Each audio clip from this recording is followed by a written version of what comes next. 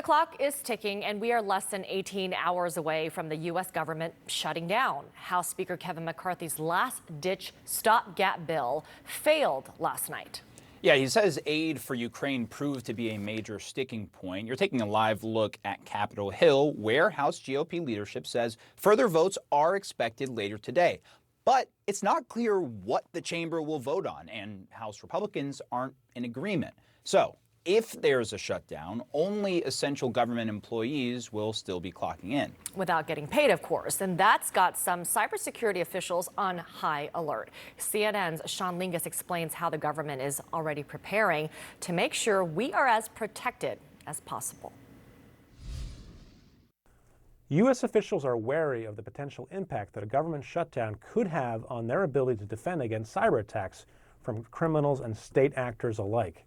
The U.S. Cybersecurity and Infrastructure Security Agency, one of the main agencies for cyber defense, is set to furlough up to 80% of its employees.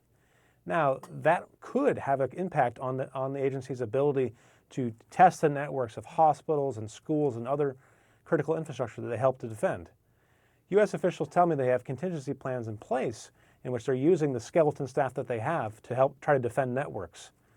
However, they are very concerned about the long-term and medium-term effect that this could have on their ability to recruit new talent to their agencies in a field that is sorely lacking in qualified personnel. I'm Sean Lingus in Washington.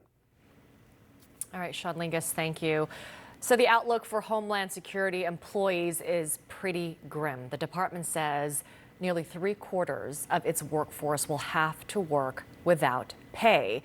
And that could leave us less safe as a result. Here now is CNN senior national security analyst and former assistant DHS Secretary Juliette Kayyem, the perfect person to talk to this morning. Thank you so much for getting up with us. So Juliette, I first want to get your reaction because you worked in the government. You know that this is something that lawmakers are very aware of, that this deadline, this fiscal deadline comes up every year at this time. We're in a very extraordinarily polarized situation right now. I mean, is this frustrating for you to see this play out again? Absolutely. I actually was furloughed at one of these during the Clinton administration, and you're required to work. You're not getting paid. It is frustrating. It is scary. I didn't have kids at the time. It is, you need life to go on, be able to pay the bills, and yet you're being required to work. So it is distracting. It is frustrating. It's also, there's like it's like a value. People value their work, and we show value through committing to a budget process. That's Congress's job. It's the House majority's job to get a budget. And so all of those things will factor into essentially mood and commitment and focus, which is most important in the national security arena. So tell us how this makes our national security more vulnerable. Well, I mean, one is, so I'm looking at the number here. At last count, 185,000 people will still be working for DHS, but not getting paid. So all the issues around the stress, the distraction, the frustration of telling employees to keep their job, they have to pay, but we're not required to work, but we're not required to pay you is absolutely ridiculous. I mean, it's absurd, because this goes to things like border enforcement, maritime security, aviation security. The second batch we should focus on is, of course, the Coast Guard. The Coast Guard is overseen by DHS, but it's a military asset. The Coast Guard will be required, Coast Guard personnel will be required to still work, not get paid. And then here's the wrinkle for them. Because they have military status, they also cannot apply for unemployment benefits. And that's different than government civilian workers. So they're literally stuck. The third piece, of course, is related to disaster management. You were just doing a segment on New York.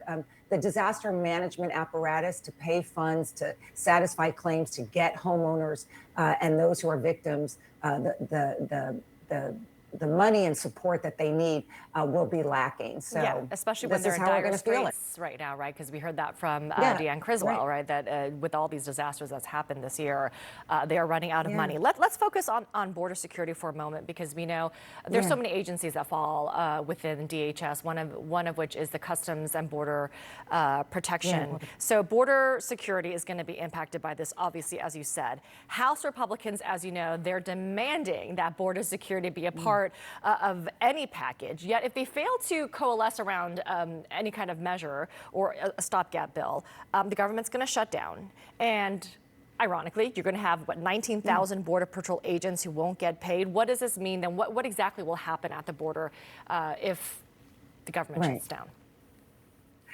So I think this idea that if we just paid, the Republicans are promoting that if we just pay border agents, everything will be fine at DHS. The border security is a bunch of different agencies, state, local, federal, tribal, international, that are working together to try to minimize the threat at the border and have a lawful process of border controls. You can't just say, okay, well, this little piece, if we just pay them, everything will be fine. I think it shows a lack of sophistication by the Republicans about how border security works, because border security isn't just about border enforcement. It's about getting 1 million people across the US-Mexico border every single week lawfully. And so they focus on this little piece as if that little piece it will solve the problem. And also, let's just say this again. One should not ask people to work without taking on your responsibility as the House majority certainly knows it's their responsibility to pay them for that work. This is not fair to the hundreds of thousands of employees who are going to essentially be stuck. They have to work. They cannot get supplemental income, and they won't get paid. And obviously, this could also lead to longer lines when it comes to the airports, right? Because Yeah. TSA also falling under DHS. Right. Juliette Kayyem, I really appreciate Yes. you. Thank you so much.